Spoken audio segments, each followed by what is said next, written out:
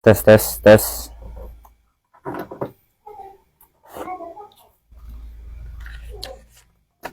Assalamualaikum warahmatullahi wabarakatuh.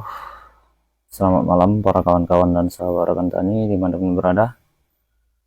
Semoga kita selalu diberikan kesehatan dan keselamatan serta berkah umur yang panjang. Oke, baiklah sahabat, pada kesempatan malam hari ini saya akan menjawab pertanyaan dari sedulur tani kita, yaitu apa bisa timun digenangi air, apa tidak berbahaya? Oke sahabat, jadi pertanyaan tersebut sangat menarik ya. Jadi malam hari ini akan saya bahas tentang bagaimana caranya, bahaya atau tidak timun tersebut jika digenangi air.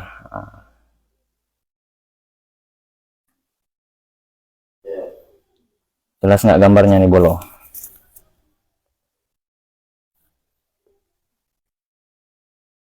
Jadi lahan timun bisa digenangi air dengan catatan itu sewaktu umur 20 hari. Sejak umur 20 hari itu udah bisa digenangi ya kawan-kawan ya, sudah bisa digenangi air sejak umur 20 hari. Jadi apa namanya, timun bahaya atau tidak jika digenangi air? Bahaya. Bahayanya ini ketika musim kemarau. Ketika musim kemarau itu air kan surut sekitar 40 cm turunnya air. Jadi saat kondisi timun berbunga, kita genangi air sampai mencapai 20 cm, ini berbahaya lur. Bisa menyebabkan timun layu. Jadi saran saya, ini berdasarkan pengalaman saya lur ya. Jadi saran saya, jika ingin menggenangi bedengan,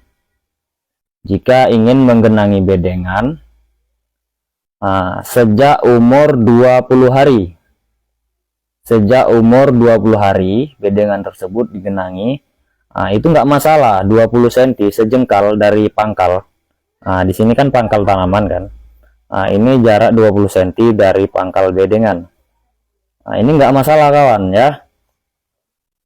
Jika ingin menggenangi lahan tersebut dengan air. Tapi jika kondisinya musim kemarau, posisi air kan sudah di bawah lebih dari 20 cm.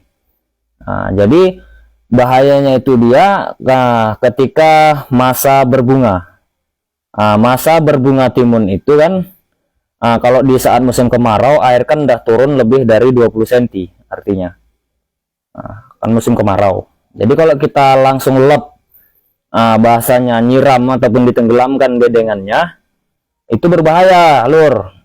Jadi itu bisa menyebabkan layu fusarium. Ya, saya tidak mengajari ya lur ya, ini cuma saya jawab berdasarkan pengalaman saya. Saya jawab berdasarkan pengalaman saya. Apakah bisa bekas timun, apakah bisa lahan timun digenangi air? Bisa sejak umur 20 hari kalau mau menggenangi air. Air tersebut ditahan 1 jengkal ataupun 30 cm. Ditahan airnya 30 cm, jangan sampai turun. Jelas lur ya. Jadi kalau musim kemarau, turun air sudah dari pangkal ini 40 cm, ini saran saya jangan dilep lur ya, jangan dilep ataupun jangan digenangi air. Nanti bisa menyebabkan timun tersebut layu. Dia kaget, akarnya kaget, terkejut dia kawan ya. Jadi gimana? Sudah jelas bang ya?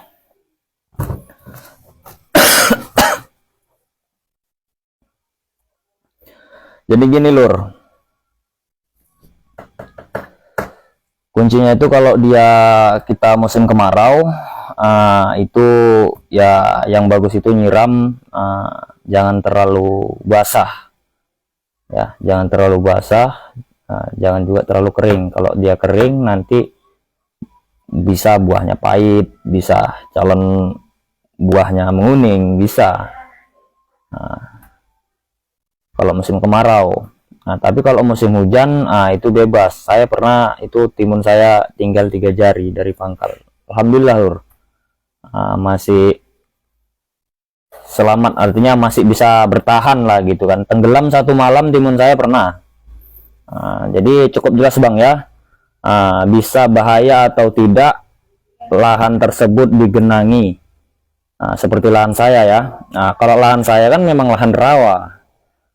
Jadi air itu memang tidak bisa surut.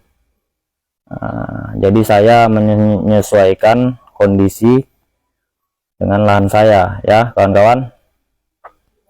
Cukup jelas ya. Bahaya atau tidak, itu jawabannya iya dan tidak. Bahayanya itu iya ketika musim kemarau. Musim kemarau kita tenggelamkan bedengannya, bahaya lur. Itu bisa menyebabkan layu fusarium. Tapi kalau dia musim hujan, kalau musim hujan mau dilep nggak masalah, karena memang kondisi lahan itu memang kelembapannya udah sesuai ya. Beda halnya dengan yang musim kemarau. Jadi jelas bang ya pertanyaannya bang ya. Jawabannya sudah jelas ya. Kalau mau ngelep timun, artinya kalau mau menggenangi timun, usahakan dari umur 20 hari. Ketika akar itu masih pendek bang. Akarnya masih sekitar 20 cm. 20 cm dari pangkal, itu mau digenangi, nggak masalah bang, sejak umur 20 hari. Cuma itu ditahan, jangan sampai airnya turun. Kalau airnya turun sampai 40 cm, udah jelas akar ini kan ikut turun juga dia ke bawah bang. Akarnya ikut turun ke bawah, kita lep lagi, naikkan lagi airnya kemari, stres dia bang. Bisa menyebabkan layu. Jelas bang ya. Oke, lebih dan kurangnya mohon maaf. Sekian dulu bang. Assalamualaikum warahmatullahi wabarakatuh.